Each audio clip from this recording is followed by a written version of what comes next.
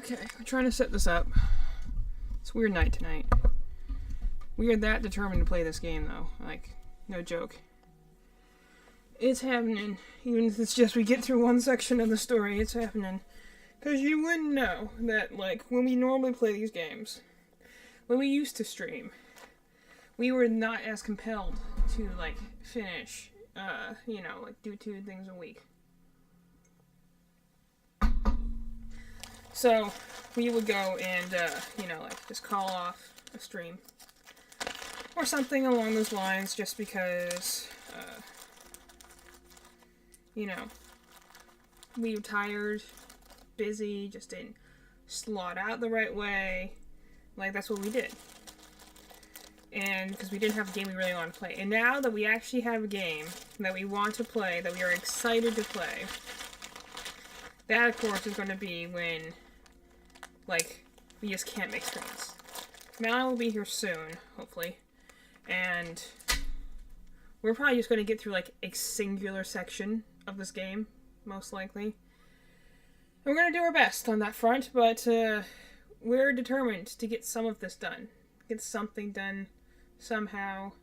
I don't know if people are watching right now because Malin usually puts a stream thing on so I can actually see it from where I'm sitting. If there are people here, I don't know if there are people here, but yeah, we're going to play some of this. So while we're waiting for Malin, I'm just going to hang out a little bit. She'll probably tell you all that she needs to tell you about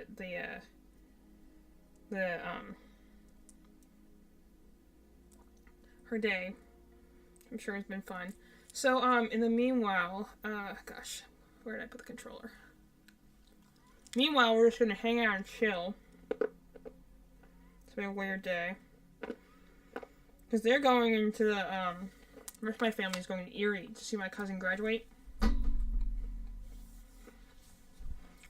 I can't. I got a final paper due, which I was researching all day today.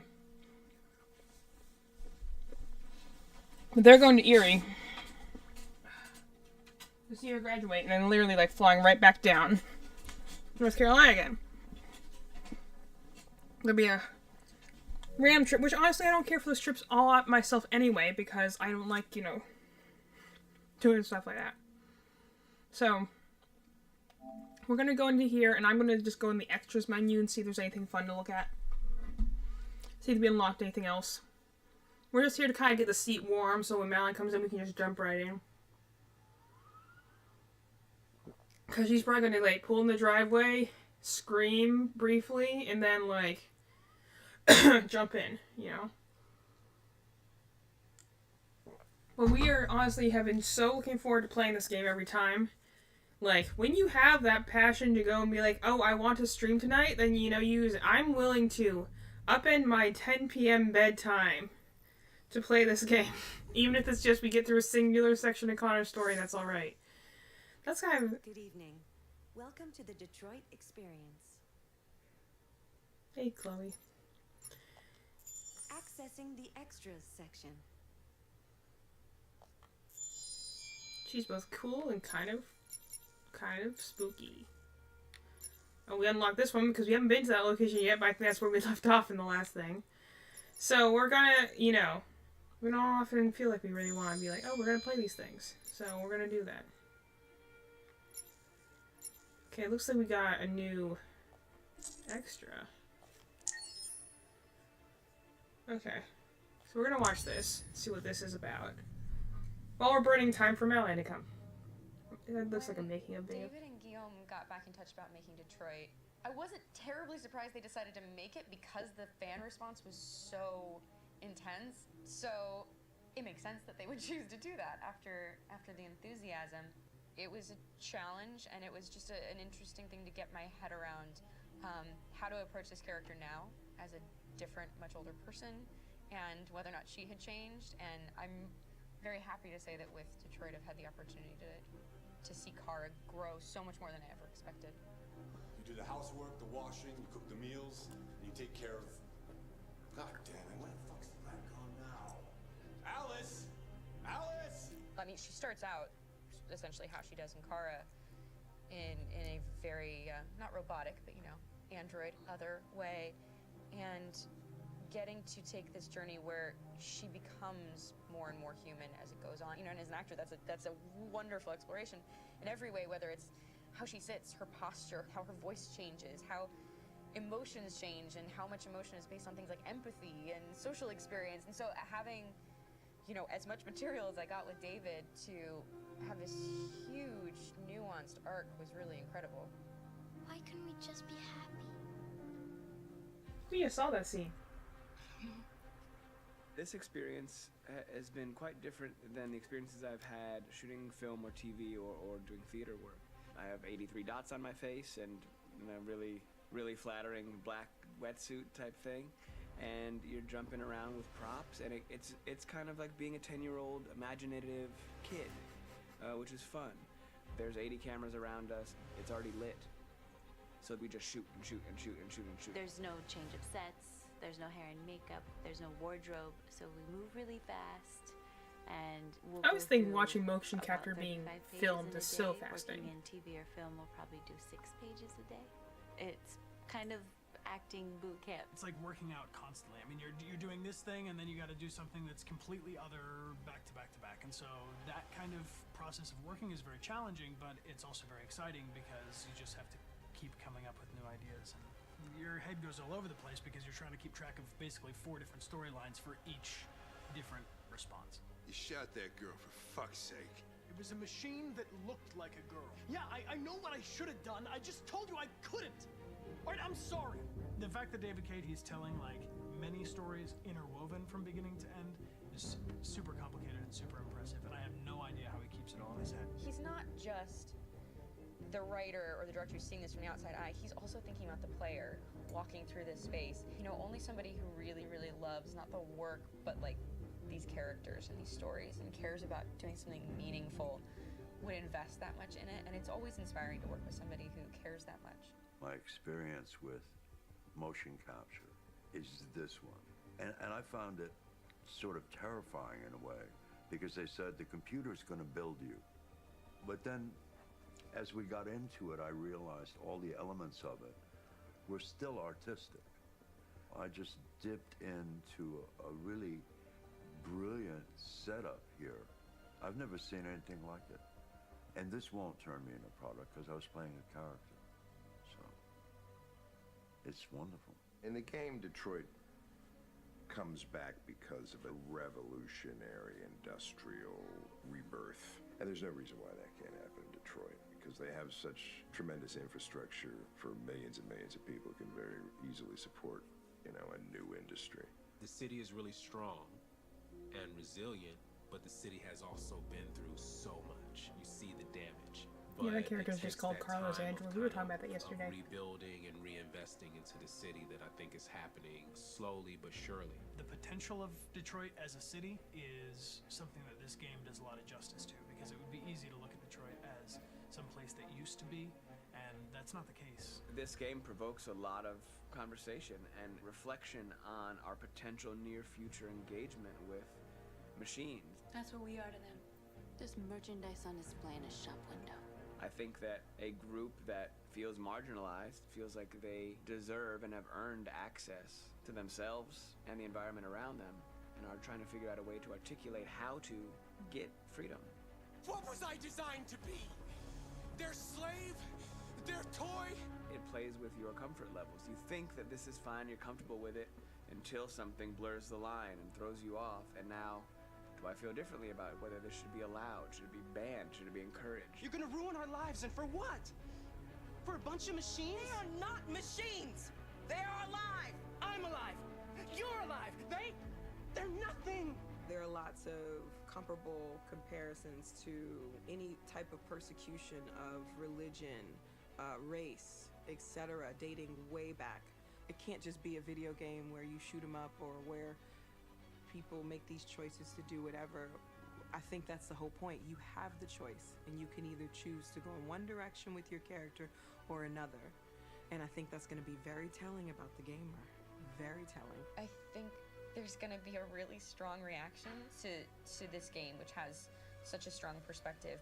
I'm that much more proud of it now to get to be a part of it, because it's important. In this game, you're actively building and designing the character through not just what kind of shield does he have or what color hair does she have, but like their temperament and the way they deal with problems. The different endings to this game are so radically different based off maybe seemingly insignificant choices in the moment, but like life, they all add up. And can't play life again.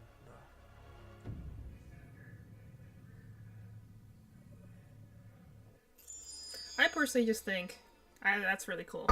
I like that. So I personally just think watching motion capture like footage. I watched that too. I remember watching the like how it's made for Resident Evil 8 and watching like the one scene. If you've seen the game, everyone knows who Lady Dimitrescu is, even if you didn't play the game. If you've seen like the one scene from the trailer that has her like throwing her wardrobe, like and like her whole acting and the fact that like they had to like build the sets smaller around the actress to simulate the fact that like this character in the game world will be like 9 feet tall, so we have to make everything around you mini-sized so we can get the proper proportioning for stuff like that. But the thing I think is most like fascinating with watching motion capture is that idea of like how different is this than like role play. It's using your imagination, putting yourself in that situation, putting yourself into that character. In some ways, I think it's it's even more acting than typical acting is, because you're having to put into your mind essentially all these different things. And like they were saying, like, you have to be dealing with, like, in the game like this, like 3 different storylines at once.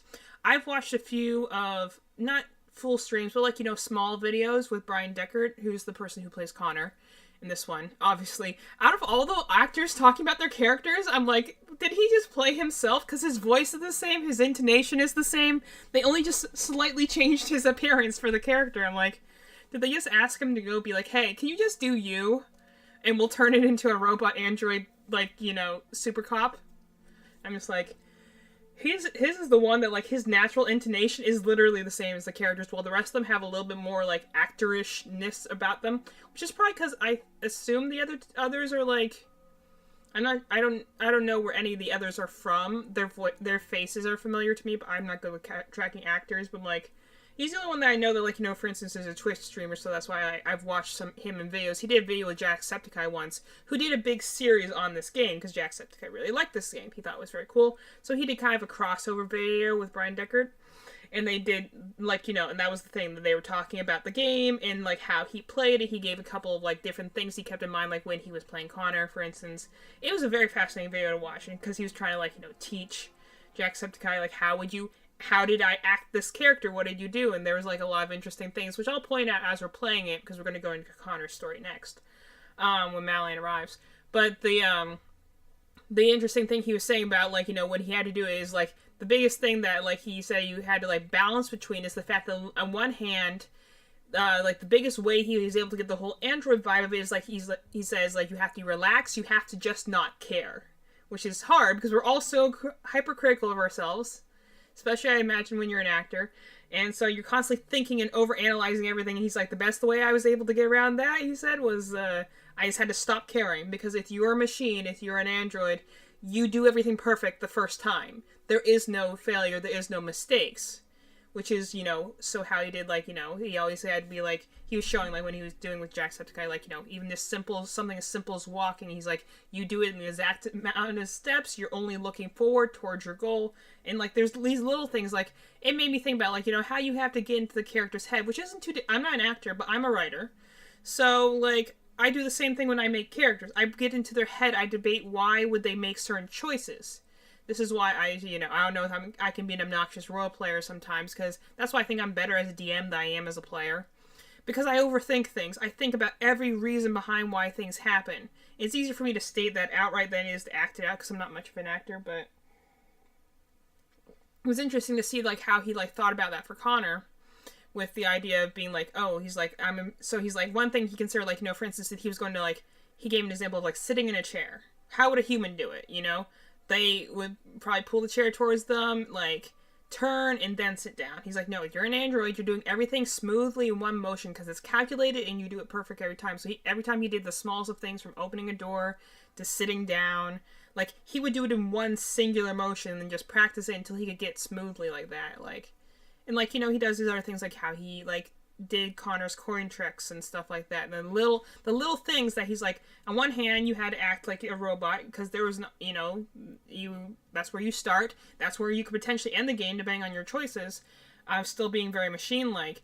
But he's like, the biggest thing was like how you have to slowly strip that away as the character changes depending on the player choices, and how do you show that when you can't be super expressive or say it outright. You have to show it in little things. So it would be like, stripping back like the perfect performance to little changes here, little things. And you can even see that, something I was mentioning before. Let's see if we got anything interesting under art. I'm curious. So I know that we can look at this later. We can't look at them right now, but we can we eventually get models for all the characters and all their different outfits, which I'm not going to buy right now because I want to kind of keep pouring my money for all those video clips. But apparently all these, I wonder who that is. You have all these like, all these little character models have different like snippet factoids. I'll look at those at a different point.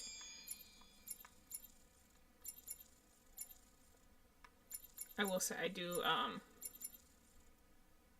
know where it is, but I do love Kara's theme. Hers is a really good one.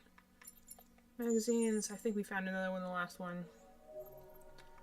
We're not going to look at all these right now, but so like for instance, something I was saying, like I like there's kind of like this, even from the very first moment you meet him in the first episode in that elevator, which is why I love that elevator scene when you first meet Connor, is there's such a push and pull right off the bat, and I think that immediately goes and speaks something about the game, because what do we see Connor doing? Essentially he's in an elevator, he's looking upwards, we give all the things that he's like, he kind of has a blank glaze over his eyes, he's just looking straight forward, you see he's an android. But what are the two things that he does? He's playing with his coin, which he does a lot, which, doesn't have any in-game reason for why. It's pretty much kind of understood that it's a mix-up between a, like a tuning test type of thing to test his reflexes and make sure he's in peak condition before going into a high dangerous situation.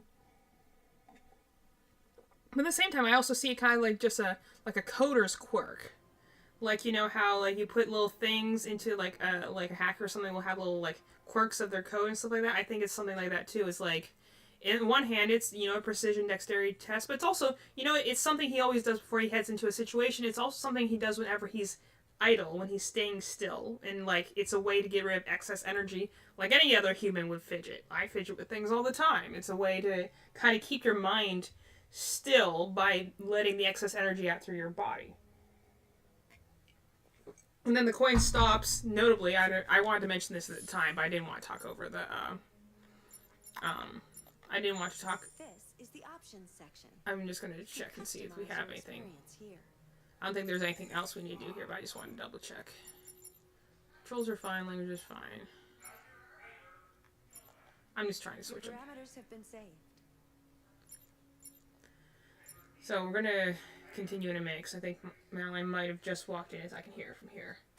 Anyway, I mean, honestly, even Chloe looks really cool. But, so, like, the cool thing you see... Which chapter are we on right now? This is your story chart. It shows what parts of the story you've explored, and what parts you've missed. You can track the choices made by other players, and do many other things besides. You can use this chart to replay from any point in the story, but the people who designed me recommend that you play through at least once without going back, no matter what happens. I also like the it's your story. I like the fact that, like, the thing that also really pulls this for me is Chloe, like, being the like, somewhat intelligent menu. I love games talking to me. It makes me feel slightly creepy. Anyway, so, yeah, we're going into Connor's part of the story next. That's why we're waiting for Madeline, because it's her favorite part of the story. She likes Connor's story the best, so we'll be going... I don't want to go forward without her for that one. Anyway, but to go back to the thing, so when you have the elevator scene with Connor in the elevator, you have this whole thing, he's like so still, he's precise, he's catching every one of his little tricks he's doing, and then the coin just stops in his fingers on the word liberty. And I'm like, okay, you can't tell me that that isn't symbolism. And then immediately after you have liberty, freedom, and stuff like that, immediately after that he goes and tightens his tie. And I'm like, that's a very interesting thing to do, because he always does that immediately afterwards. After he does something stressful, or after something like, he's doing something fidgety, something that's getting a little too close to being human, he always goes and tightens his tie afterwards. And you can pick it up. Like, pay attention when he does this, like, little things that you notice. I can pick out things for the other characters, too. It's just easiest to pick out for Connor's, because his has a wide variety of things that can happen. The others kind of have a more set path. They still have a lot of variety of what can happen, but a lot of the extra endings are from Connor's path, not from the other two. The other two have a more singular focus.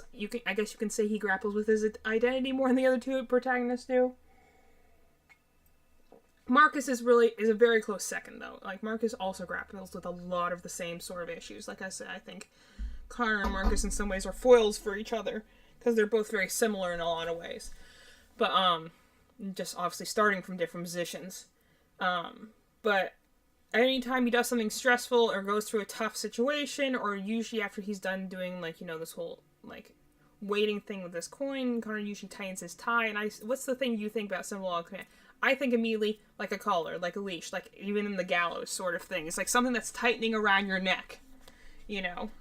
And it's like, again, these little quirks and little things that you put in there that I'm like, why would something do that? Why would you have an android do that? Why would you have essentially a machine do that? And I mean, part of the reason is they go and tell you, like, later, when we're going to learn a little bit more about Connor himself in this next chapter. I'm just minor things. It's not really important one, but, you know, Malin likes to see all his story stuff. But, she goes and, we're going to learn a little bit more about it, like, you know, his Elise creation, stuff like that, and the fact that he's, like, made to be a little more human than most androids are, like, to the point where they're thinking about, like, integrating, like, androids into, like, human society to the point where you can't tell them apart. Which is, you know, even though they have androids, they're still kind of very machine-like in a way. And so, they, let me go and see. The extras section.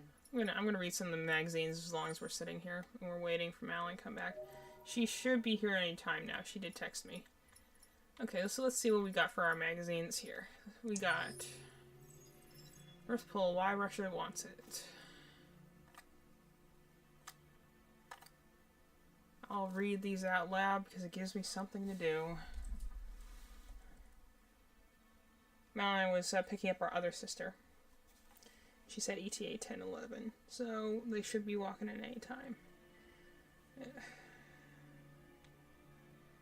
Even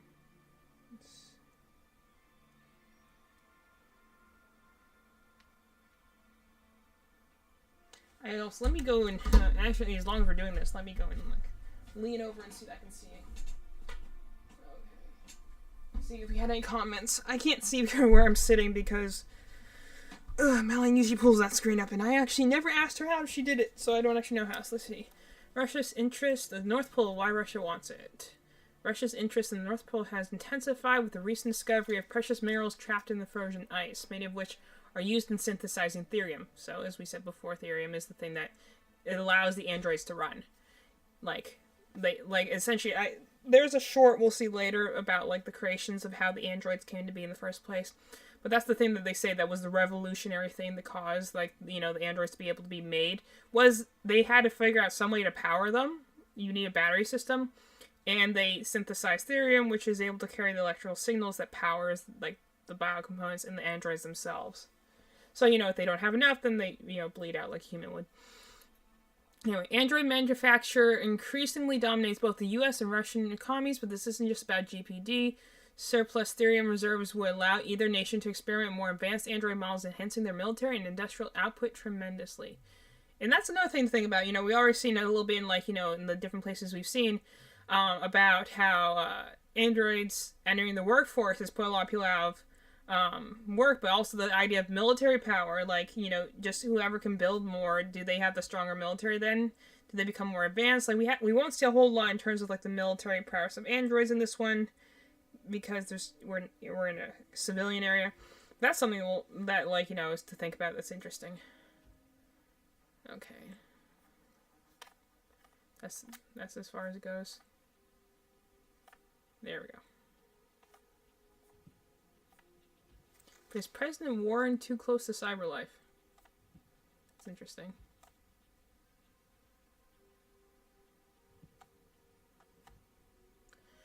Add to the strategic importance of the region which connects Russia with Europe through Norway and Denmark. as well as Canada, and the prospect of peaceful resolution to the dispute seems unlikely. But a spokesperson for NATO is more optimistic both nations stand to benefit from a stable, productive Arctic region. Conflict would benefit nobody. President Warren, however, recently torpedoed the notion. It's simple. Russia has no business in the Arctic. If the Kremlin doesn't understand that, we'll make them understand. Okay, well, so, I'll tell you right now. President Warren, like, who looks like this for some reason, I don't know if they just predicted the future or whatever, but she, to me, looks a lot like Hillary Clinton. I don't know if that was intentional. Again, this game was made in 2018, so I just love it when they go and, like, mimic actual people. Okay, let's see. Next magazine. Polling bees officially distinct. Beeline to disaster. CyberLife security expert warns your Android could be hacked. Dating websites discovered have less than 5% female members. Nice.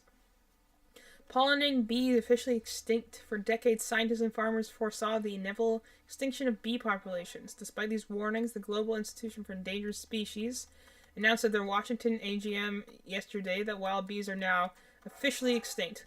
Living specimens exist only in captivity. Bee numbers have been ravaged in recent decades by colony collapse disorder, which worker bees disappeared, leaving hives which cannot feed themselves. Biologists confirmed that CCD was accelerated by the overuses of pesticides and crop parasites and pollution. You know, the standard dystopia store stuff. The consequences of the catastrophe will be felt across the cotton industry, fresh water supplies, and most disturbingly, agriculture. Environmentalist Kathy Linda has stressed the breadth of this news. One in 3 mouthfuls of food we eat relies on pollination of some kind. The resulting famine will lead to millions of deaths worldwide.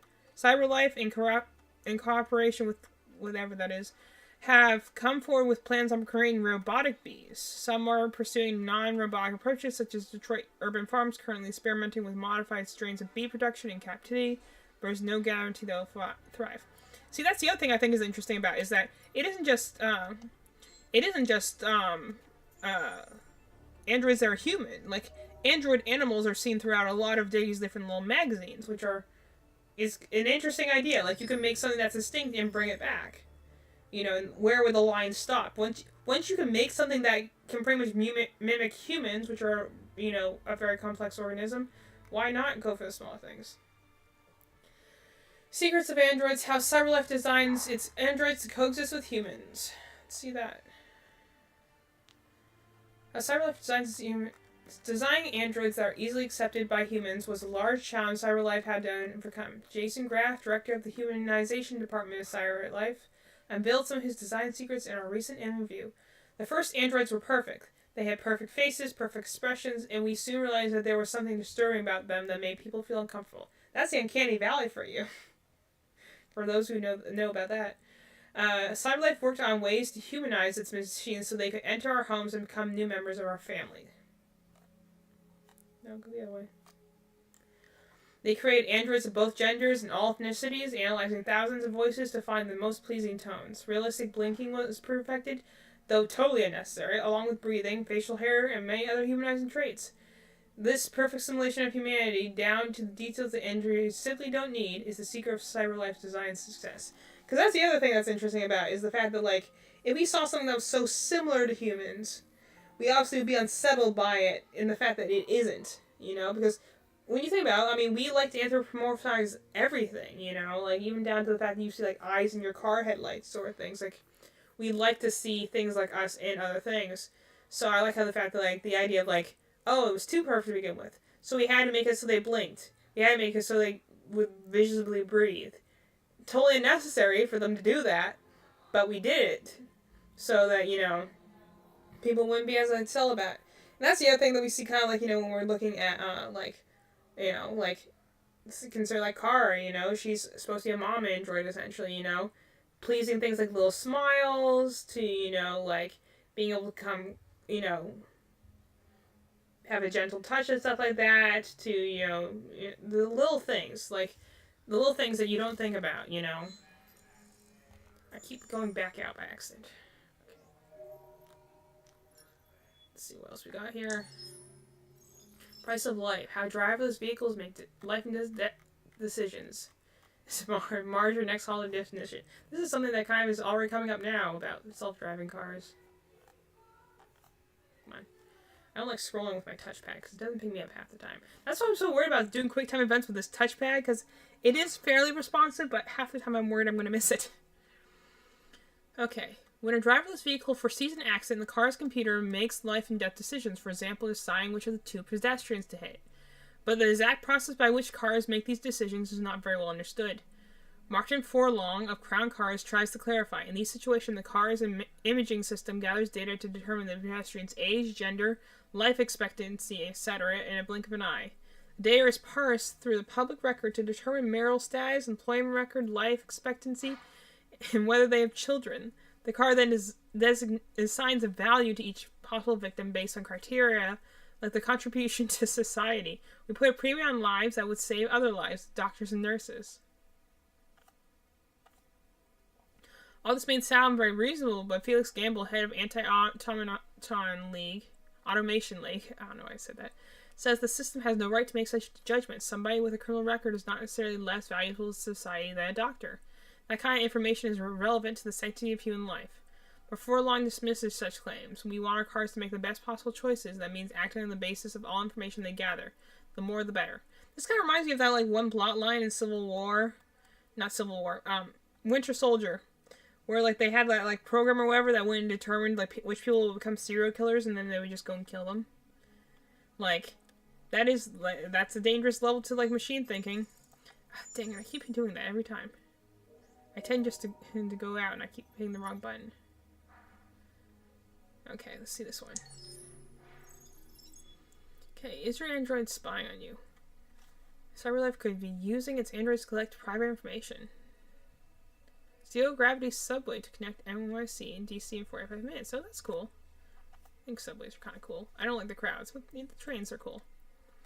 More and more experts are suggesting that CyberLife uses 120 million androids to record details of private conversations of its customers and sell them to trading partners.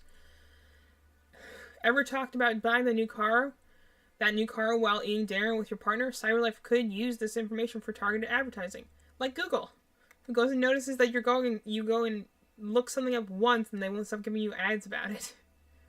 It happened for me once. I was looking for a drawing tablet. I was trying to buy a drawing tablet, did a bunch of research for like 2 days, and then for like the next 3 months, I couldn't stop getting ads about drawing tablets. The information goldmine doesn't stop there. Everything from personal indiscretions to political affiliations could easily be extracted and potentially used for nefarious purposes. Come on. The spate of reports linking Warren's presidency to CyberLife only deepens such concerns. Several consumer rights organizations have requested that CyberLife disclose the information it gathers and who it sells that information to, but the company has always refused. Requests for a formal inquiry have gone unanswered so far. You see, we got CyberLife Tower in the background there. Definitely doesn't look dangerous at all. Anyway, that's also, so the fact that, like, they're like, oh, the president's in CyberLife's back pocket. I'm like, yeah, this company definitely sounds like the, like, Terminator, like, whatever net thing. Hey, I've been going through all the extras waiting for you. It's Malin, guys! Let's freaking go! I can't see the screen because I don't know how to put it over there, so... Send it to full screen projector Dell. Oh, hey, I can look at now. So Let's I've literally just been, everyone can speak of our viewers, push it back a little. Everyone can speak of our viewers. I went and watched the making of video, which was very interesting. We'll have to watch that with you at some point. And then I've just been going through all the magazines and talking about anything that comes to my head, which is a lot of random Connor facts. So... Mally's having a rough time. We're just going to go right into the gameplay. Let's go into the game. While we're going into gameplay, I can tell you I'm sure you heard a little bit about it on Discord, but I was like, literally, my appointment was at 1 p.m. And on top of that, this was a reschedule of a different appointment that I missed. So this was my rescheduled appointment, and we're leaving tomorrow at 9 a.m. is our Uber to the airport. And then, I thought it was 7, so that's not too bad. And then we're back with Connor. Connor, my bro. You see my title was Do It For Him. Do it for him. Do it for him. First of all, can we just look at how pretty this place is? Like, this is the Zen Garden. So, they never officially tell you that. I'm saying it because it is. But, like... It's very obviously a Zen Garden. What do they call it when they do, like, the rice thing around, like... there's a word for it. It's like a sort of kind of art where they do like the they do like the most of us dragging with call a it a rake Zen and they card. do it around. So we're gonna try not to, but we're gonna actually look around a little bit because I'm trying to show you some of them. So Anyway, my appointment was at 1. look at the pretty trees. But look And at then she goes, I brought Patrick in. So I bring Patrick there normally because my stylist is a single mom of a boy. So she, like, totally loves Patrick. And, definitely on long hair thing while we go. And, I'm just gonna go touch it because it's a glowy thing. yeah. It's got a hand, so I guess that's, important.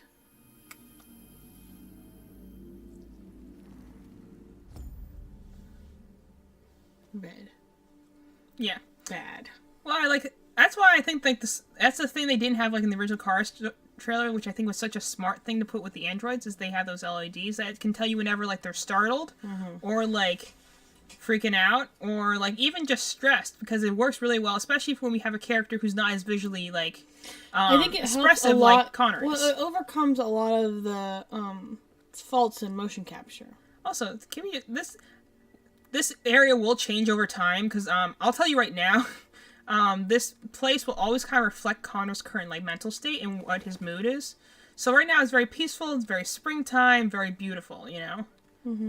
And all the birds, so many birds. Yeah. So we're just kind of looking around. Back to my story again. Yeah. So I bring Patrick there. So my appointment was at 1. He doesn't get out of school until 1. So I actually take him out of school early. So he gets out of school and I finish. So I finish at 12:30. He normally goes to recess. So I pull him out of school early so we can make it there in time. We go in because he's got to go potty. It's about 1:30. She normally runs a bit late. And while I'm letting him go potty, she comes in. She's like, "Please, you're gonna hate me." And I was like, am I? Let's see what that means. And then she's like, "Can you move your appointment later?" And I was like, "Oh, he's got swim team." So I was like, "I don't know." And I was like, it's got to be after 4:30. She's like, "Well, way after 4:30." And I was like, "Ooh. I don't know how much more after 4:30 you can get." So originally she says 6. I'm like, okay, I'll do 6. I need my haircut today. I'm already a month late because I missed my haircut last month. So I'm already a month late to my haircut, and because considering I have like bangs and stuff, like I needed to get trimmed and cut and whatnot. And my cousin's graduation is on Saturday, so it's in 2 days, so I needed it. And so I was like, you know what, I'll do it whatever I need to. So I go. It's also, mind you, 1 billion degrees outside. It was 88 degrees when my watch, and it was like 93 on the car. So I was like, oh boy, it's a gazillion degrees. So I can't just like sit in the car.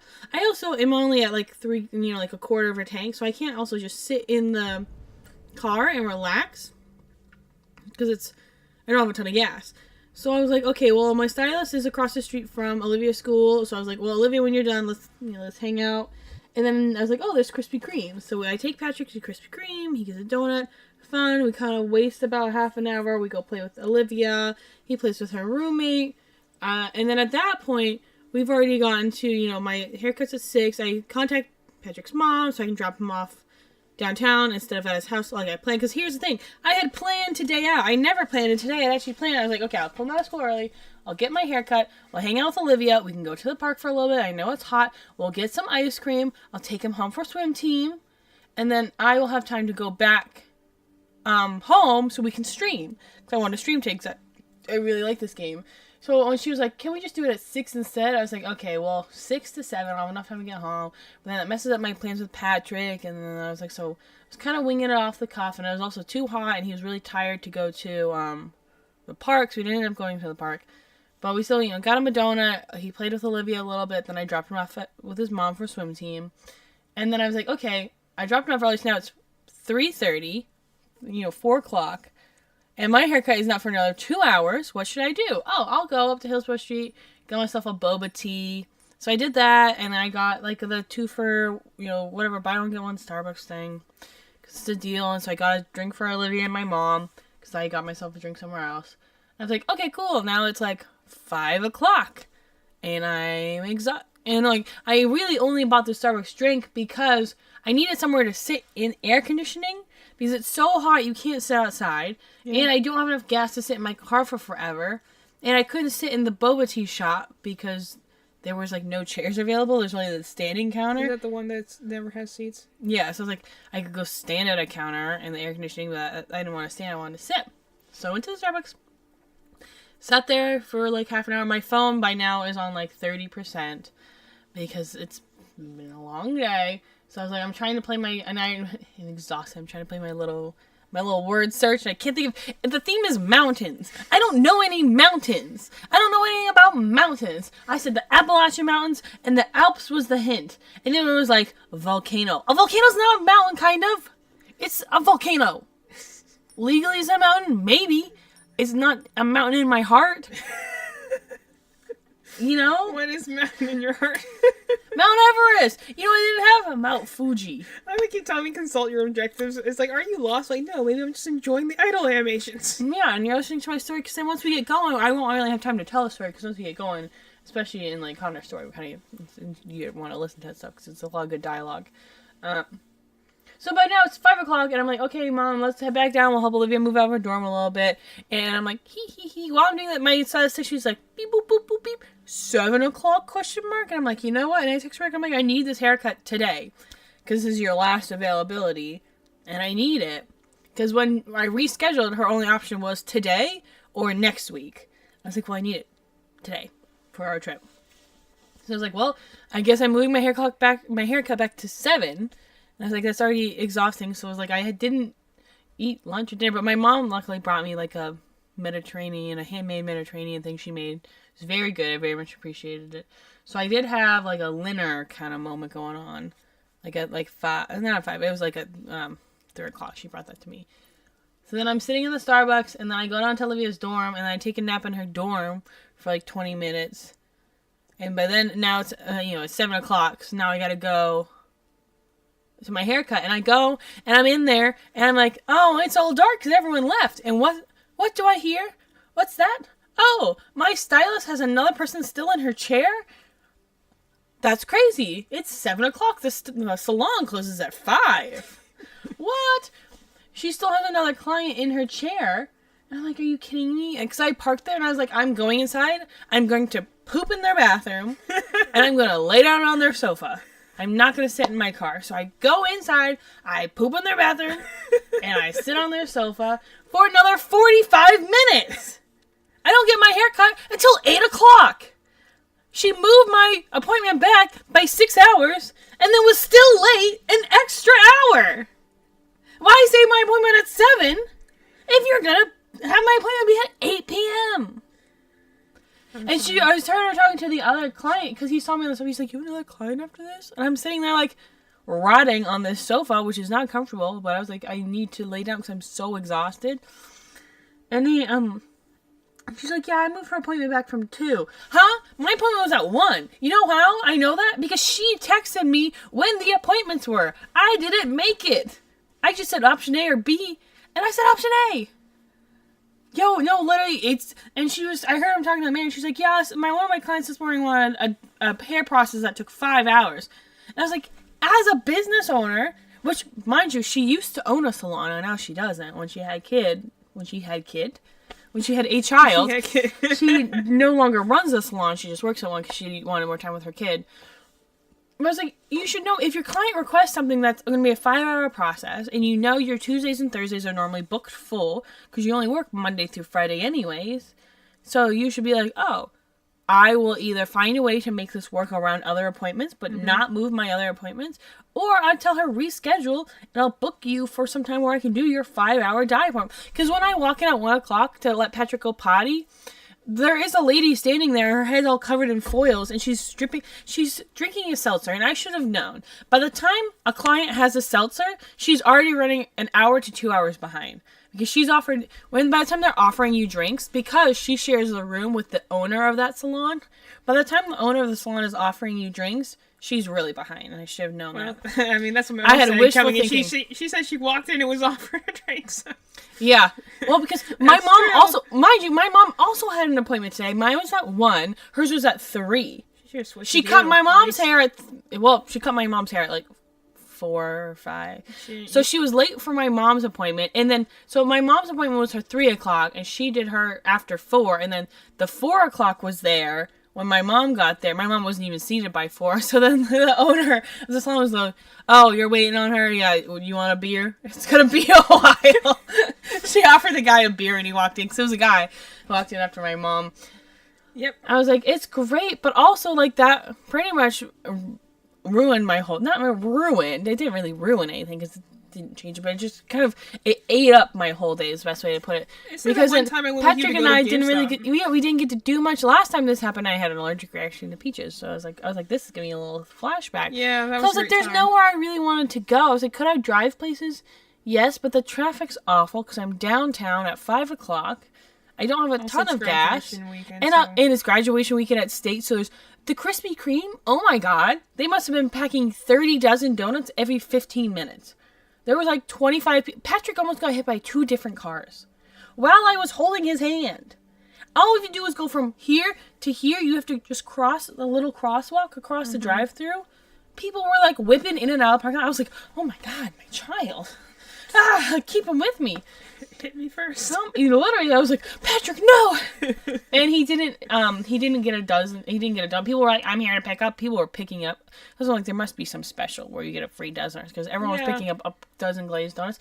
And I pick him up because I like him to order, whenever he's getting his stuff. And he goes, like all A's, they give you like a dime. I think that's what it is. And he goes, can I have one cinnamon roll, please? And the lady laughed behind that kind of. So I was like, it might be a good break, because I didn't order. I made him order. Can I have one cinnamon roll? Cinnamon. Can I have one cinnamon roll?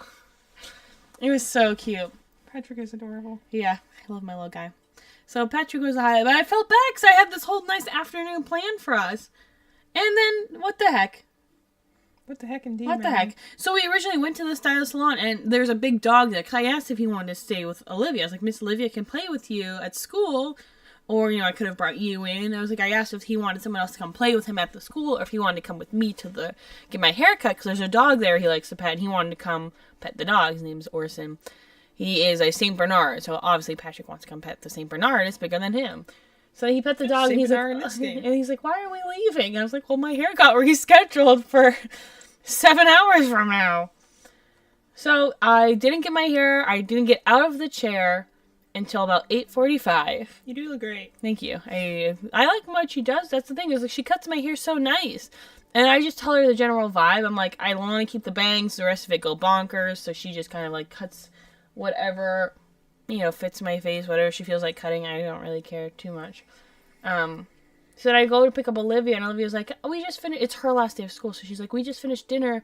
But we were going to go do like our final goodbyes. Can we go do that? And I was like, oh, well. I don't want to say no. That's important. So then I sat in Olivia's dorm until I told her 9:30. We sat until 9:45. Cause I was like, okay, let's go. And then she's got to really slowly put her socks on and then slowly lace up her shoes. I'm the mean sister. I just said, no, I'm tired. We're going home. But I get it. Her roommates are moving out. All her friends are moving out. I'm like, hey, understandable. It's not as if this wasn't a foreseen event, though. She says you look cute. Thank you. Anyway. I was like, the hair, she does a really good job on my hair. The problem is it's a struggle to get. Normally she runs about an hour behind. So you do add in that. The only time she's ever been on time for me is times where I'm running late because it's taking extra time to get Patrick to the car. The one time she's been on time was one time I was like, sorry, Patrick had a growth spurt. We had to readjust his car seat and we're running late, kind of thing. Every time. And so it's otherwise, normally you factor in about an hour because she's normally about an hour late. And even within factoring, with that hour factored in, it was still 7 hours. So I felt like such a bum, because I was like, where do I freaking sit for 7 hours? I can't sit in the car, it's too hot. And we don't have any good, I'm not going to sit in a restaurant by myself. I don't want to spend that kind of money. I just wanted to go sit somewhere. I didn't really want to spend money. And there's a library there, but I didn't want to go to the library. Yeah, I would have I so would have. If I was like, oh, I want to go spend money. But I already have an Anime's Day planned for next Friday. It's on the schedule. This is the one time I schedule things. Yeah, see, this is why I'm always so against scheduling. I say as we're about to go schedule stuff on Saturday. Because every time you schedule something, it always seems to not work. But I spent time last week planning out all of this week and next week because I only have 2 weeks left with Patrick. So I scheduled out every single day. I'm like, what was the point? We did 0 of my planned things for this week.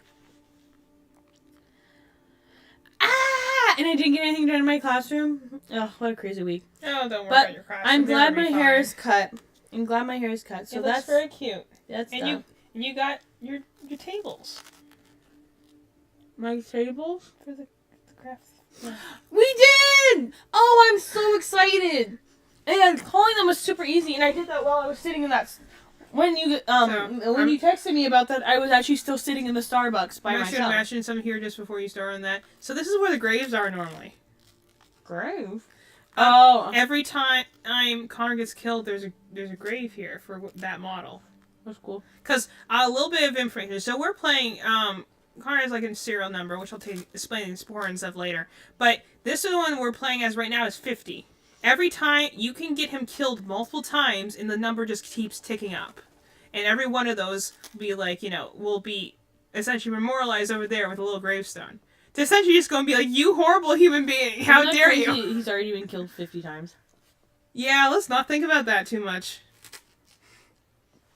Back to the game. We just gotta progress forward so I can get to a point where I can explore again. Then you can talk more about stuff. Hello, Amanda. Connor, it's good to see you. Congratulations, Connor. Finding that deviant was far from easy. And the way you interrogated it was very clever.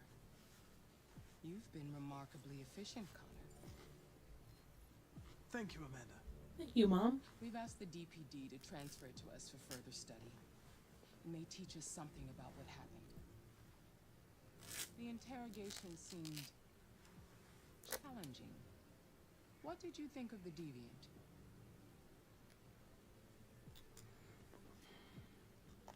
It showed signs of PTSD after being abused by its owner. As if its original program had been completely replaced by new instructions. This Lieutenant Anderson has been officially assigned to the deviancy case. What do you make of him? I think he's irritable and socially challenged. But I also think he used to be a good detective. He's an intriguing character. Well, that's enough. The game is not loud enough. It's like super quiet here.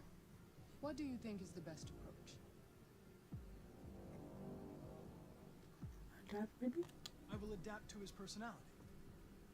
It is in the best interest of the investigation that I avoid conflict and try to accommodate his psychology. I don't care if her approval goes Yeah, I don't care. Androids show signs of deviancy. She is sus. There are millions in circulation. If they become unstable, the consequences will be disastrous. You're the most advanced prototype CyberLife has ever created. Well, because she's trimming roses, and people trimming roses are never good. Yeah, I was gonna say the exact same thing. When's the last time you see someone who's just trimming rose bushes and that wasn't an ominous sign? Hurry, Connor. There's little time. But to be direct, she is essentially his handler, the Mega kind of, AI.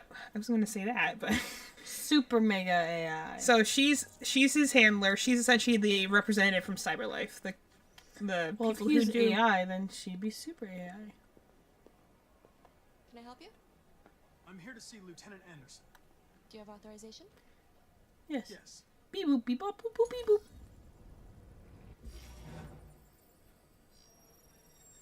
Lieutenant Anderson hasn't arrived yet, but you can wait at his desk. So another interesting kind of like just again, I've talked before about how like Connor has all these like little quirks that like what's going on here? A Russian carrier and an American patrol boat reported to have clashed last night.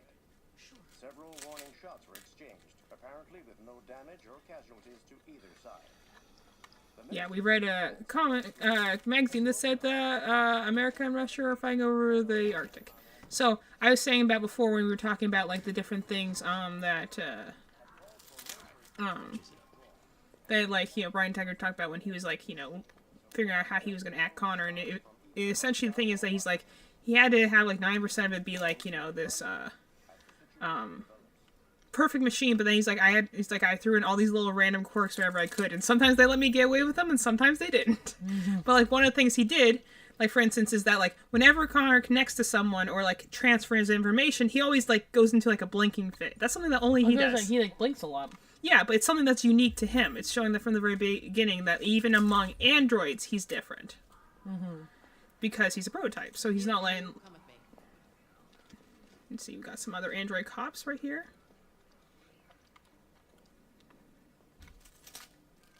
Just kind of looking at everything we're able to look at.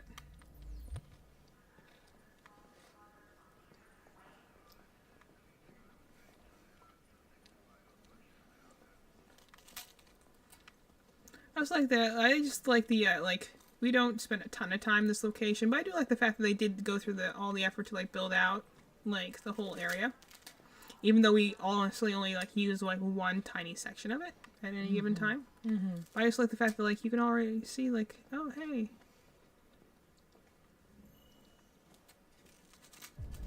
Okay. Yeah, that's what I'm looking for. Like, is there any, like, magazines or anything interesting that I need to look at? 3 laws of robotic parenting.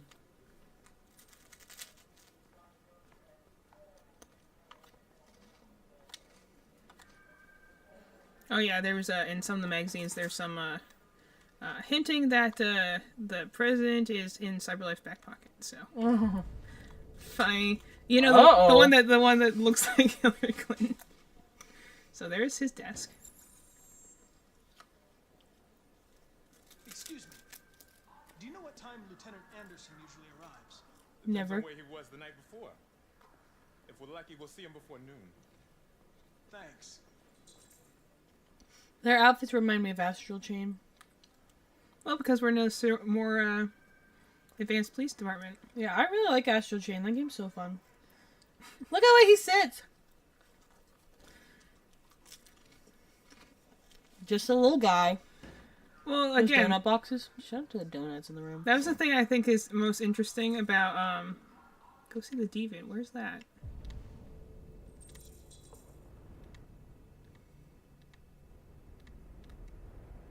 That'd be in the back. Where's the holding cells? Walk along the wall till you find it.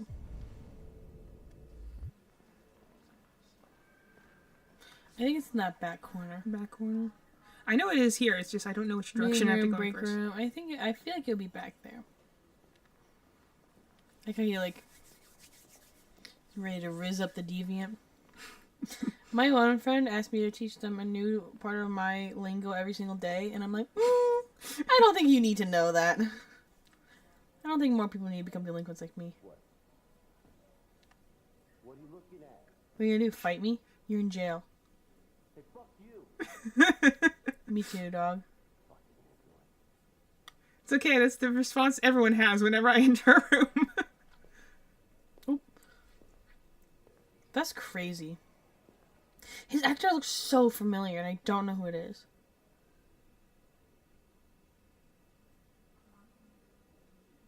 Excuse me. They're going to destroy me. Something about his mouth. He looks so familiar. It's probable. They have to analyze your biocomponents. They need to understand what happened.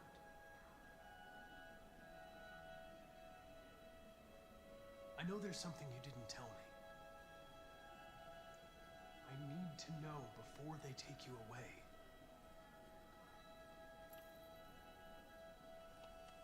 The sculpture you made.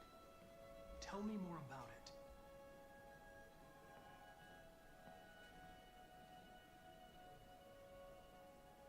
I'm going to die.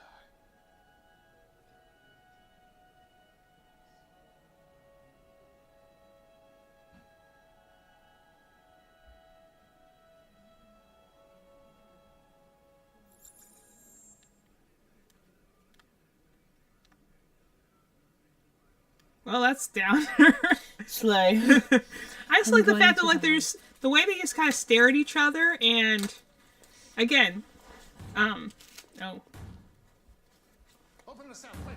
Hurry. and that's the whole self-destructing thing we were talking about with androids, or deviants actually.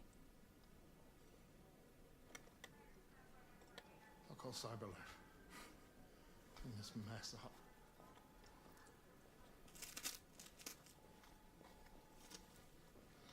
He's like, whoa.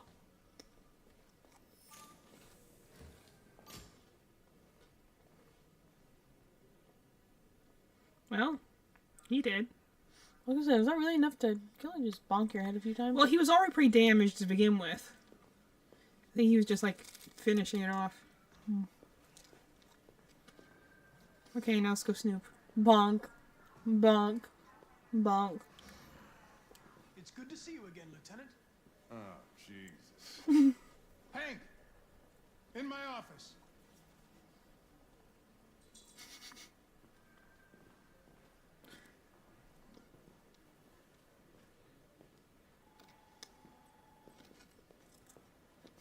Take steps one at a time like a little 2-year-old.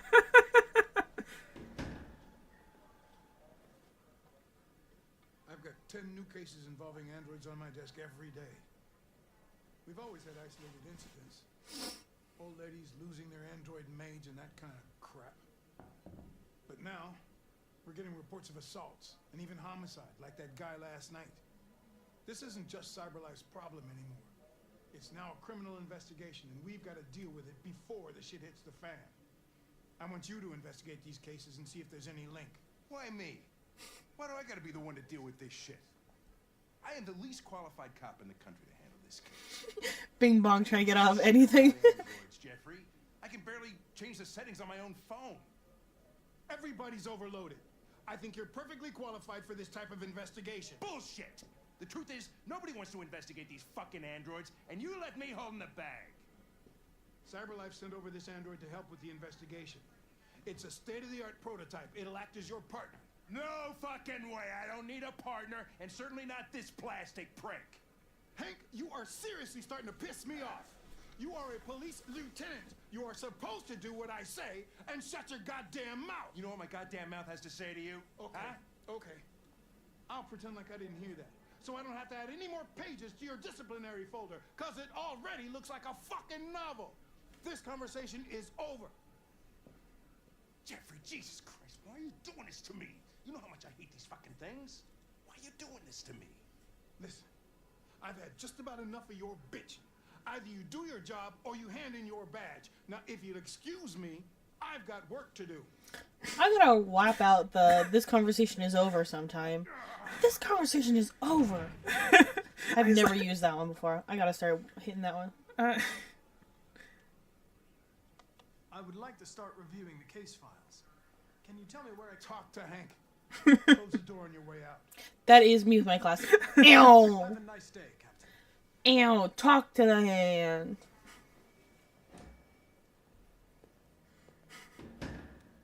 I think there's things like, I don't want to deal with this either.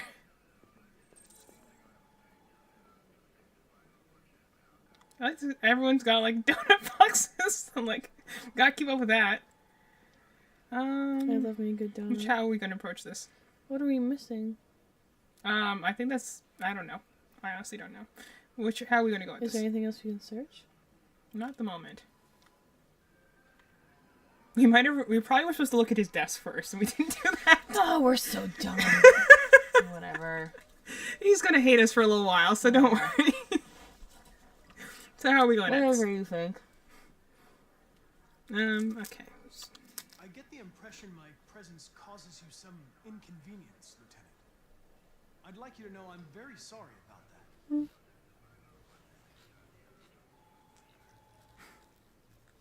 Now that we're partners, it would be great to get to know each other better. Hank? Is there a desk anywhere I could use? No one's using that one. Besties. He's like, you spoke to me. We're getting somewhere. So funny, no one's using the desk next to his. Yeah, I wonder why that is. Because he stinks and he drinks and he's a hobo. Yeah, I thought so. We didn't unlock any of the things because we didn't look at his desk first. That's fine. That's fine. We're gonna get attacked by a dog later. Really? Why? We didn't ask him about anything. Oh. I know his dog. That's what I'm saying. Like, We forgot to do that first. Anyway, so any of these things are not important. Give me a second. I need to put my hair up. It is a bit warm in here. It is a little warm in here. That's why I'm even thinking about taking my thing out. No, I forgot to do that first. We're supposed to look at his desk first, so we didn't do any of the things we were supposed to do first. Drat. It's for the little things like that I'm like, should I go and restart the chapter? It's not for like, oh, I got someone killed. It's like, dang it, I didn't realize he had a dog. You know? Yeah. I won't ever restart though unless you ask me to. Thoughts? Should we restart? I'm just eating my rice cakes, so this is my dinner. Nah, you still. You do that. I'm going to start looking at things. If you have any files on deviants, I'd like to take a look at them. Criminals on your desk. Knock yourself out.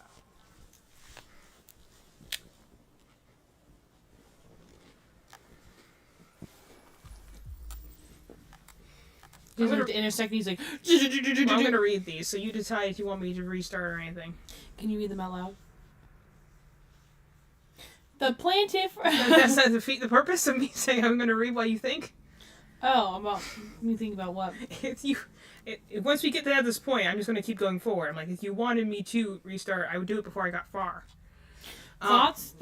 Plaintiff reports Should we he left his restart or Andrew at not? home as usual when he went to work. When he returned, Andrew was nowhere to be found. No trace of breaking in the apartment. Andrew may have left home without being ordered to. No, that's fine. I'm excited. I will talk about otherwise the week. What do we quietly? I'll talk about our table we got. Woo woo! We got a table for the Gamer Armory craft fair. Yo, I'm so hyped for that. I know we don't have a ton of things, but I feel like just having a thing at all it's just gonna be a good step in the right direction. Hey, it's North. Mm-hmm.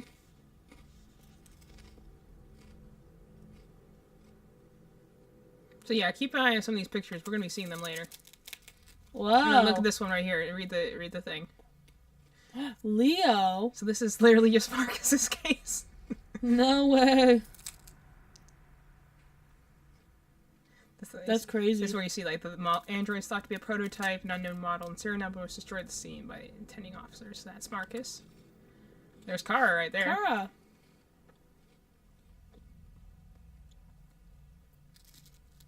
Also, you have to wonder if we killed Todd, would this even who would report this? Did the neighbors?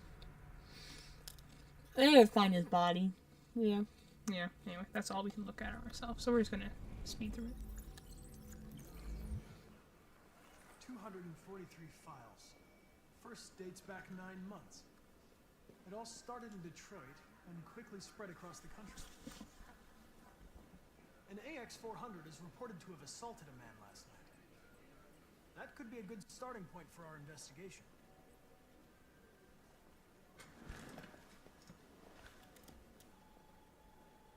Nazis? Oh. Actually, I am going to reset because there was one scene I wanted to see. Womp womp. Restart the chapter. I'm only doing this because there was another scene I wanted to see, which I think is kind of important. At least to fleshing out things. We're going to go and we're going to skip the, yeah.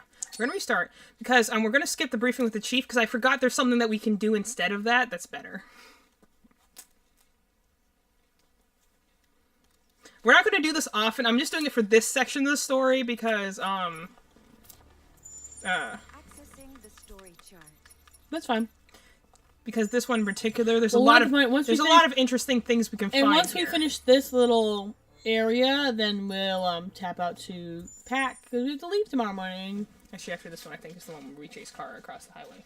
But we need a Pack, Evie. Well, I don't. My point is, I don't think it's long.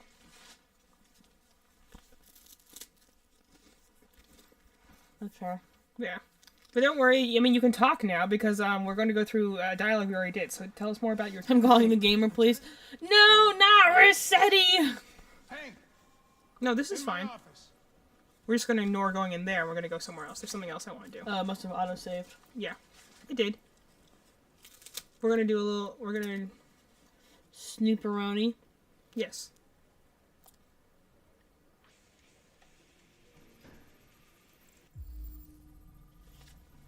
This is dark heavy metal. Release date was released 2 years ago. I mean, we're gonna look at this just very briefly, but there's actually something else I want to do first.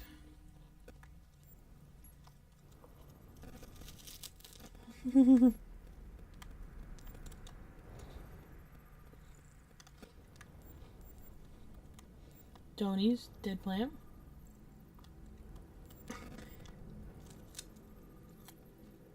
Cold coffee. Gross. Thoughts: cold coffee or hot coffee? Not like ice, like cold. Cold generally. Otherwise, I just would drink tea. Sir?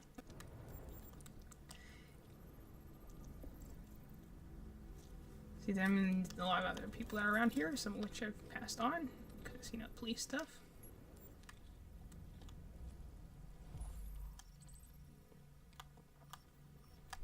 So I'll just summarize this. So essentially, because there's another scene I want to go and find. Where is the break room? It's on the other side, yeah. The scene I want to go do over there. Well, is he wearing jeans? I think so, yeah. I always thought he was wearing dress pants. I mean, you know, we're... Imagine being I'm a futuristic android and I'm wearing jeans. Look at that. This guy sucks. Yeah. Is back in town. Congratulations on last night. Very impressive. Thanks, I won and you lost, so... I'm literally a robot. Hello. My name is Connor. Connor. I love the way he says it the same. Never seen an android like you before. It's because I'm new, baby. My life. Pee-pee poo-poo model.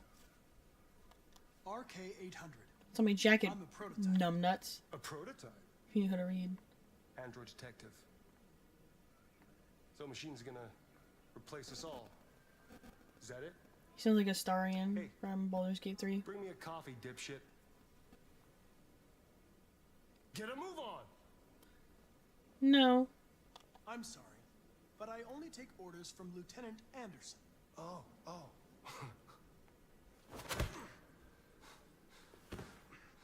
Man, that would hurt if I wasn't a robot. Way yesterday, I would have fucked you up for disobeying human. Stay out of my way. Because next time, you won't get off so easy. I think he faked that because he said androids don't feel pain. No, but remember what I said before about how to like disrupt one? Oh, you have to hit its regulator? Yeah. So actually gut punching an android is a good way to actually stun them. Mm-hmm. It literally makes it's kind of like getting hit in the chest for us. Is this because that's essentially hitting him in the heart for all intents and purposes. So actually hitting them in, like, it was just him being a random jerk, but like hitting him there actually is a good way to stun Connor for a few minutes, because that actually happens to him in fight scenes later on. No way. Yeah, well, if you take a notice, whenever he gets like hit in the chest like that, it's the thing that stuns him fastest, because it just disrupts him a little bit, like any sort of like mechanics. Okay. Now I gotta look up that guy's voice actor. Who? Pee-pee poo-poo guy? Gavin Reed? Yeah. Gavin Reed? Is that his name? Yes. Detective Reed, Gavin Reed. He's the one you asked me about. Why is this a ship? Who's he ship with? Another character who actually isn't even actually in the game. They're like an alternate costume. Like, sucks. Like balls. I'm going with the game release. So, the reason I wanted to go and see this scene is because that scene only happens if you actually are successfully doing the investigation. Otherwise, if like you fail, or if you get killed in that scene, which you can, that scene won't happen. So that's why I wanted to do it. I'm like, if we went through the effort of getting the investigation and actually getting the confession, then we should, you know, we should get that scene. That's why, like, if you didn't get the investigation right, then I would just go and do I'm a genius! That's his voice actor! Who are you guessing? That is Astarian's voice actor. Oh, yeah. For our Baldur's Gate people out there. I can't be defeated. Now you think about it, actually, that does look like his face. I'm so good at this. You are so good at it. It's kind of scary sometimes. I've only heard his clips off of TikTok. I've never played that game. Yeah, Matt Lane is scarily good at catching voice actors. Like, it's really impressive. That's crazy, yo. Yeah, he's that, and he's also Heisenberg We're also from gonna- Resident Evil 8. Oh, that's true. That makes sense. We're gonna keep our answers the same, though. I'm just...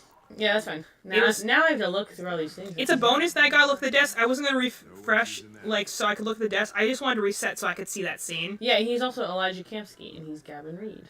Voice. That's why... It Actually, looks that's like he's why not there's the... his that's mocap actually- actor. It looks like he's just his voice actor. Yeah. No, but my point is that that's the reason that there's like a fan theory that Campsy and Reed could be related is because they're the same Brother. character. They're the same. Neil Newborn is like, Now I we- know! But now we can ask a couple of questions. Isn't that amazing? I am so proud of myself. I love when... So.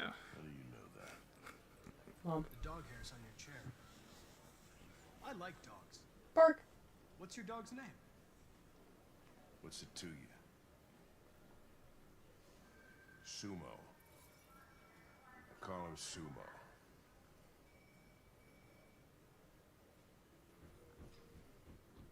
Do you listen to Knights of the Black Death? I really like that music. It's full of energy. You listen to heavy metal? Well, I don't really listen to music as such, but I'd like to. He's like, what the heck? The intense side eye. Okay. A lot of people don't appreciate having androids around. I was wondering, is there any reason in particular you despise me? Banger question. There is one.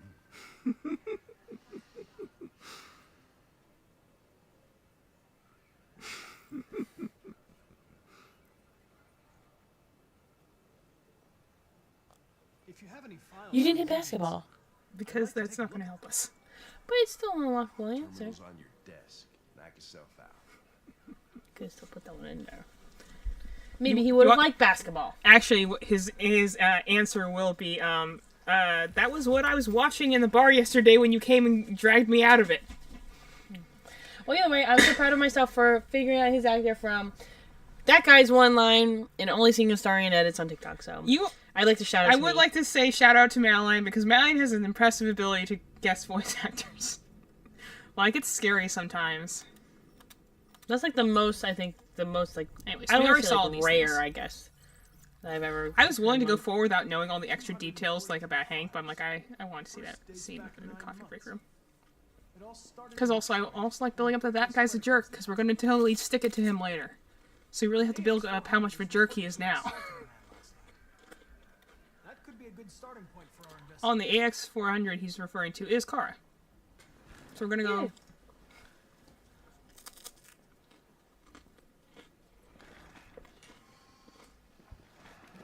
Like he's making every point to try and ignore it. I understand you're facing personal issues, Lieutenant. But you need to move past them. And Hey, don't talk to me like you know me. I'm not your friend, and I don't need your advice, okay?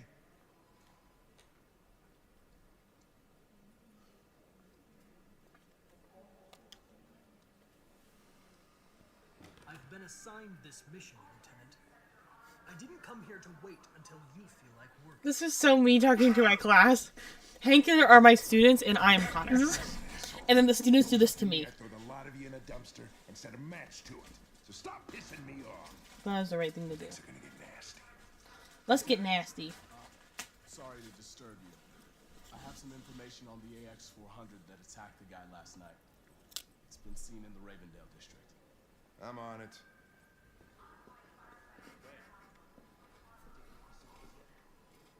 Lab report says they cut it with something.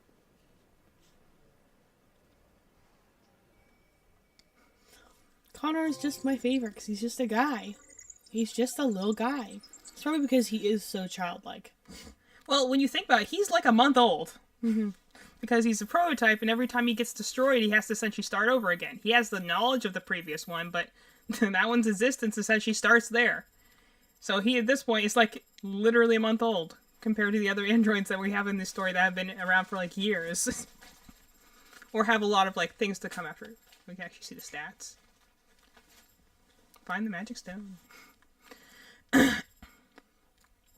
See, that alternate option right there is if you got Connor killed him to this point, you can go see his graves. Dang, work. Okay. So I didn't really mind if we missed out on the... What are those two things up there? Up there? Mm-hmm. That one's, let's see there. Talk with Gavin. We did do that. That one's probably talking to the chief, which we decided not to do because, again, you can see a lot of other cool things. Besides that, you don't really get anything, especially not relationship-wise, from going into that meeting. So I'm like, I did it, but I was like, it's not really necessary. There's another place we can explore. I think it's just the bathroom. I think there's someone we can run into there, but it's not very important. Like, essentially, I was looking for things that increase relationships. So, and like, I was willing to own up and be like, okay, we didn't check his desk, we can't learn about Hank, that's fine. But I'm like, we missed a scene. I can't miss the scenes. That's the thing I'm here for. But, like I was saying about before, so we're gonna continue on. Hank is mad. I like there's no other option for that. No matter what you say to him, Hank he's is always he's just gonna be mad. mad. He's not gonna like you. Love it. So we're going to switch over to Kara's story now. But I like the fact that you have all these little tiny things, like with Connor, that, like, again, he does have this kind of just sort of innocence about him. Like, and I like the little things about him that are, like, you know, he's still very robotic, but there's little things about, like, oh, he just relaxes a little bit more after Hank was literally holding him in the air and slamming him into a wall. Like, little things, like, you can see there's signs of distress there, aren't, like, quite emotion, is so much as self-preservation, but there's still little moments where you're like, oh, he's just a little guy. You know? Okay, so we're back with Kara. We're gonna let Alice sleep in a little bit. I'm sorry, I didn't mean to wake you. So it wasn't a nightmare. Oh, bomb. No, it wasn't a nightmare. Also, what is with one sleeve folded up on her thing right now? I don't pretend to know fashion. A nice warm bath. And then we can go out and try to get you something to eat. What do you say? I say you're stinking. You should shower too. I'll bring you a bath.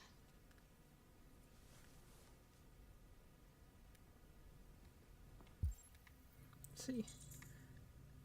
Just double checking because I realize I've not been checking for as thoroughly for magazines as I should be. So I'm like, let me check for magazines. Yeah, girl.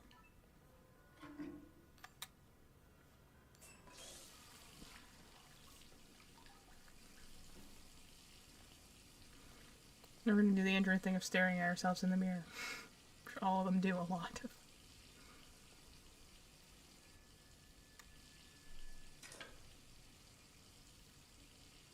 Also, just random scissors. I don't know how many hotels you've been in that have that, but...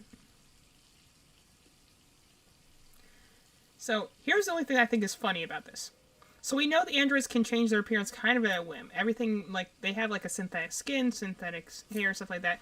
She could have just changed her appearance. But this is much more Katy Perry. This is a part of me music video. Which one you want to go with? Blonde, white, black? You can do all different ones. You can try them all. So this is... See, she can literally change the color of her hair here, like... What was the... She didn't need to cut it. Which one you like? I'd probably keep it a dark one. So, the black then? That's entirely... Unless you choose something that you... I don't care one way, yeah. Just the short haircut when it's blonde gives me so much Karen vibes. I'm like, no, I want to like you. Okay, we'll go with black. I don't want you to be mean to me at self-checkout. Do it. Doesn't change These her are eyebrows so either. easily removed. Well, no one ever thinks to do it, I guess. Come on. She just stabs herself. No, the gyro thing sometimes doesn't react and I don't hold my thing level before I do it.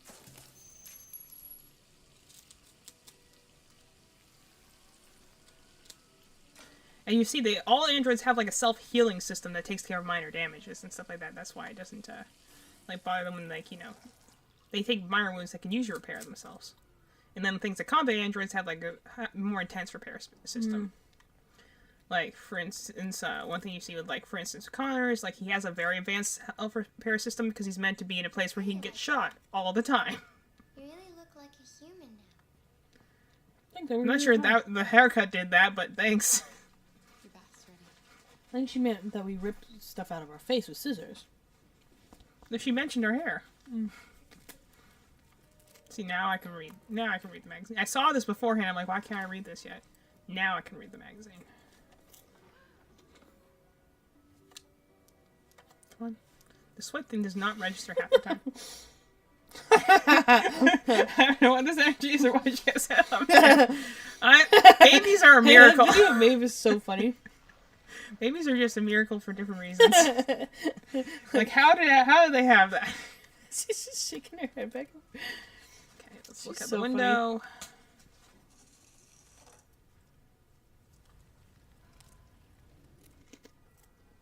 I was like, Patrick earlier today was doing this. Why is he so stiff like that? I don't know. Is he trying to be a robot? I don't know. What the heck? I'm gonna send one. Just because I was playing the Wiggles, so he was just going bonkers. So how much do I bet that the TV is going to be us on the news? Thanks, Michael. There you go. Joined by Corktown resident Todd Williams, who Because the best way to use exposition is the news. around 11 p.m. last night. Todd, can you tell us what happened? I let you live, thank you very much. Business. Damn thing jumped on me. Managed to defend myself, but it went crazy. I thought it was gonna kill me. I grabbed a knife, and a gun, and a bat. Thank you, Todd.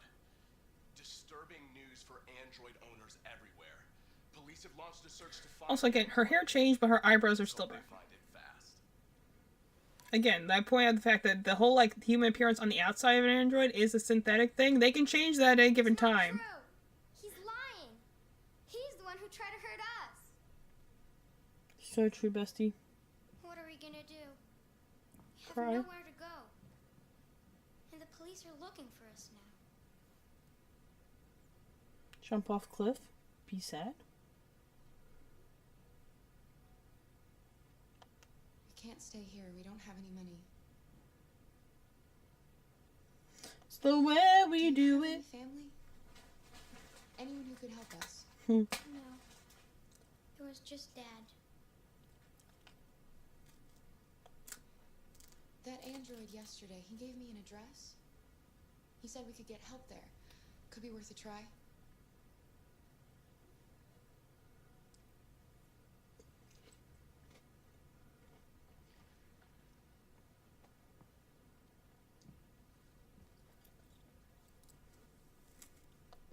We can't change the past, Alice. But we can decide the future. We're gonna pull through, and soon all this will just be a bad memory.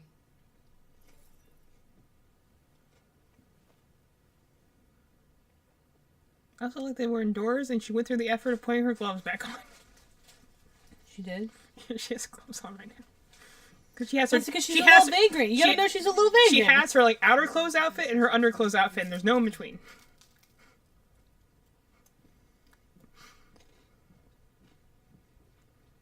We are little vagrants.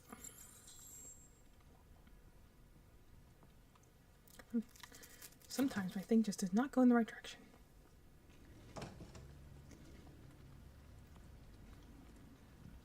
Hey, look, that's also us over there.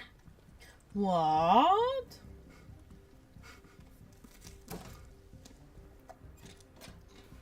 Lieutenant Anderson, Detroit Police. Looking for a female android robbed a store down the road last night. You seen anything? Android? No, I don't think androids here. Have you seen anyone that looks like this? And they can just do like little holographic projections like that.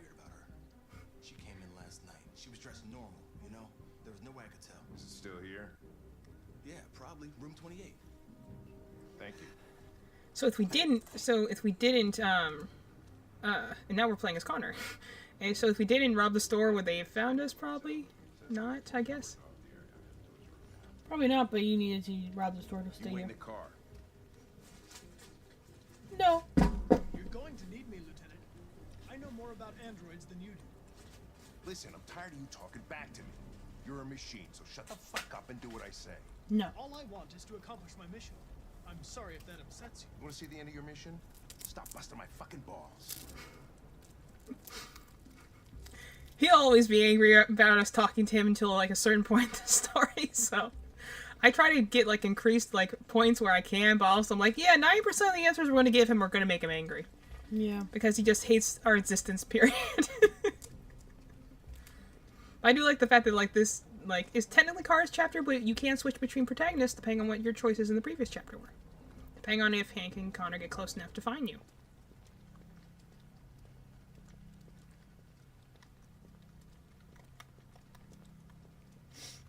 Gun. As if he's guys, open up, it's me, Connor.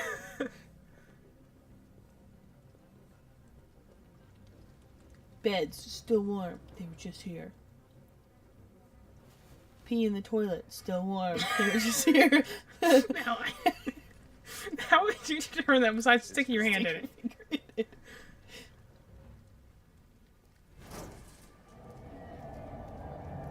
Oh man, Kara, if only you could massively disfigure your face. Like that other guy we just saw? Yeah.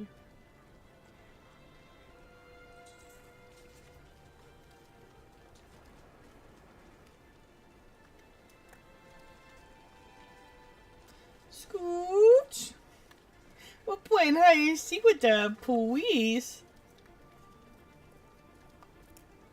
Oh, I'm walking in the no walk. So where's the... Hey, your danger level just went up to 80%. I don't know where to hide. Which way are we going? It says hold R2.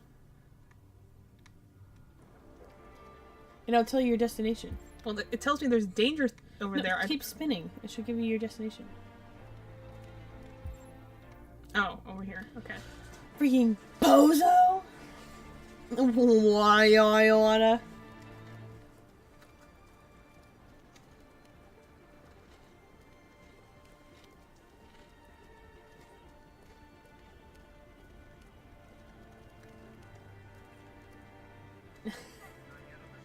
Dang it!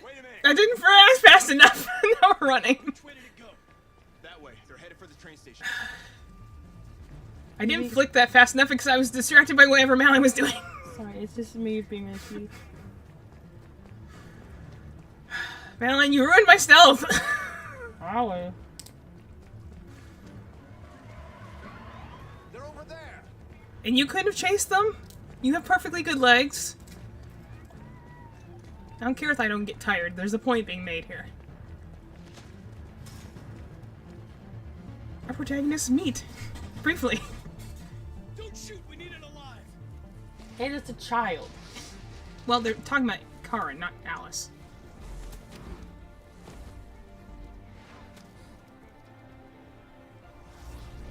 I love the music here, though. It's so intense. Okay, don't get them killed. I'm gonna try. That's insane.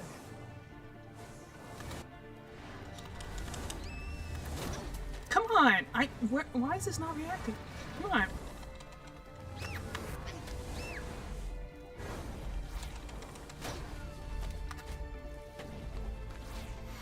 Hey, where are you going? I can't let them get away. They won't. They'll never make it to the other side. I can't take that chance. You will get yourself killed. Do not go after him, Connor. That's an order. Okay, Dad.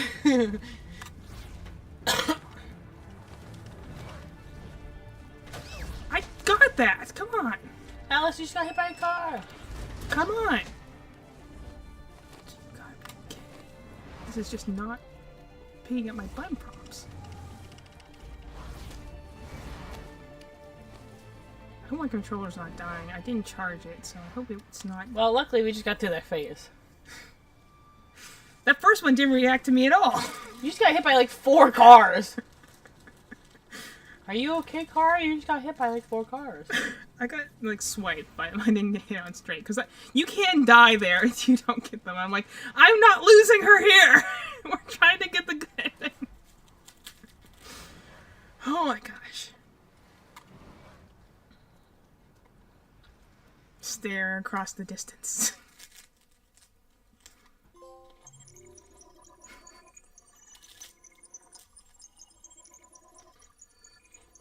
Wow, well, to be fair, this one has a lot of options because this depends on where you started. Wow. Because, like, you know, there's the motel, there's the car, there's the abandoned house, so clearly there's a lot going on in the house, in the car, because there's a lot of options there. Mm-hmm. Motel's pretty straightforward. I'll have to do those another time. I'm very curious. I want to go back and do the house at some point. Mm-hmm. But that's what I'm willing to do on another playthrough. We did all that. I would have gone the stealth thing, but I was distracted by Madeline's Instagram, TikTok, whatever. It was a video of May. I know, and she's adorable, but still.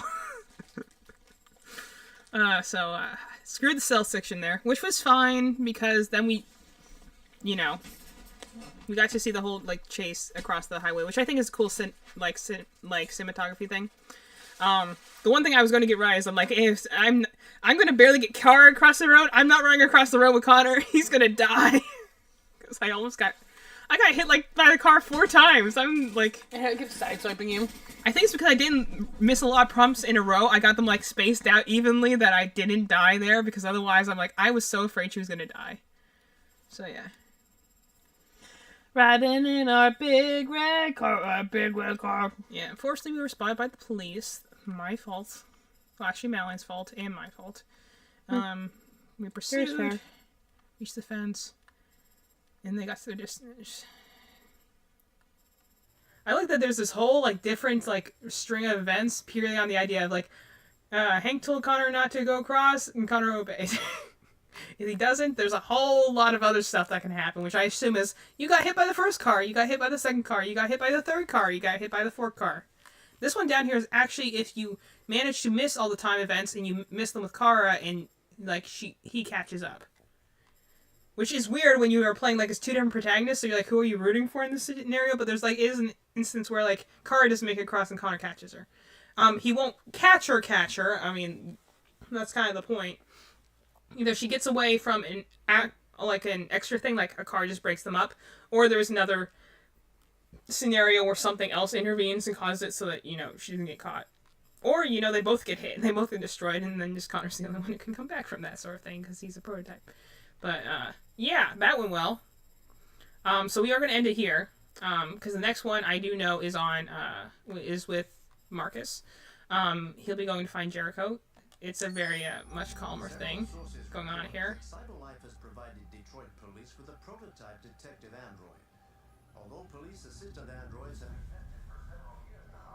Look how edgelord he looks. So Matrix. He's very Matrix. We're not actually going to play this. I'm just going to get far enough. Does he change his eye color back, or do they always... No, they always do that. They stay heterochromate? Yeah. I don't remember. Because it's not... You just need the eye to be functional. It doesn't really matter if they're different colors. But yeah, we're getting very grunge right now.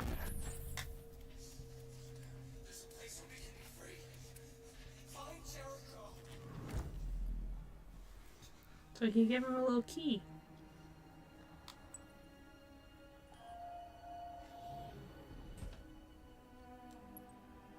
Also, I like that they can do a little hologram in their hands. That's pretty cool. Okay, so we're gonna stop here because this will be a good one to come back to if Madeline has to be late again, because she does this part of it's cinematic. I love the music. It's important to the story, but it's not something that I'm gonna worry about Madeline being like, oh, you weren't here to see it. So we're gonna stop here, unless you want to go on longer. We're at 11:30 right now. No. But so a few couple thoughts before we start. First of all, it's surprisingly hot in here. Or maybe I'm just stressed from the fact that I almost got them killed. Oh my gosh. I don't know if my hands are very sweaty now because I was freaking out that I was missing the button prompts for Kara. And I'm like, I'm going to get her hit by a car. I don't want her to die. It's too early in the game. Have a good flight tomorrow. Let the group chat know the D&D scheduling is all online. And we'll probably use the thing Danny suggested to start off with the in the thing. Yes, by the way, for you guys, just to say, if anyone else wants to take the lead on the scheduling thing there, I'd rather facilitate it and just be like, I can meet then. I'm not really great about scheduling. Normally, I'm pretty good about scheduling. It's for some reason one of those things that in the fun wires crossed in my brain sort of thing is that for some reason thinking far in the future is very difficult for me, and my brain like actively resists it. I'm pretty good at scheduling, so I don't mind taking it. But we'll figure that out on Sunday. So anyway, that was fun. Good times. We'll be back on Tuesday. She'll both still be living by then because she'll be back from preschool, and I'll be hopefully done with my paper, which I have to power write for the rest of the weekend. So good times were had. It was a short one, but it was a fun one. We even stayed up extra late. I stayed up extra late in order to get some progress here. So see you guys.